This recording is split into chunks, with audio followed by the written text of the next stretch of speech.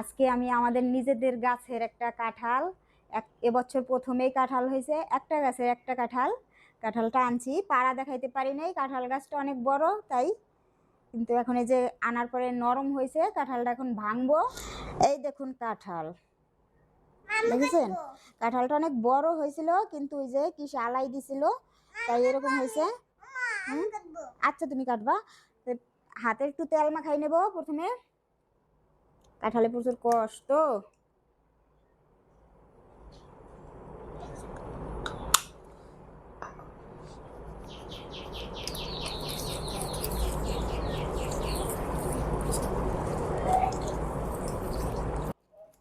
ছুরিটা একটু তেল দিয়ে দেই, ছুরিতে লাগবে না।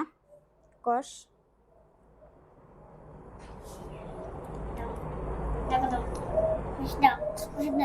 কষ দাও।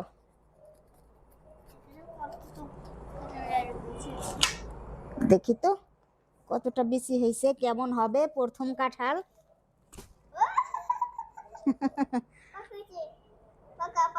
পাকা হয়েছে, পাকা পাকা।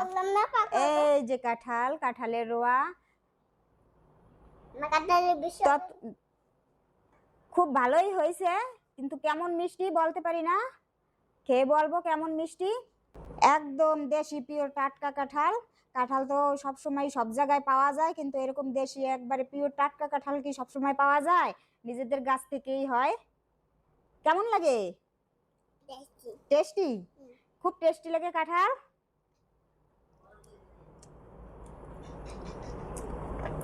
দারুণ মিষ্টি। আপনাদের খাওয়াইতে পারলাম না তাই বুঝলেন না, কিন্তু প্রচুর মিষ্টি কাঁঠালটা। দেখুন বিচি কত ছোট, একবারে ছোট বিচি। মাংস আছে, অনেক মাংস।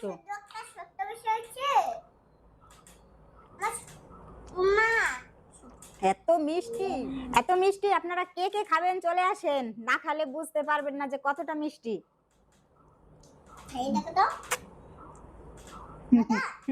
মজা।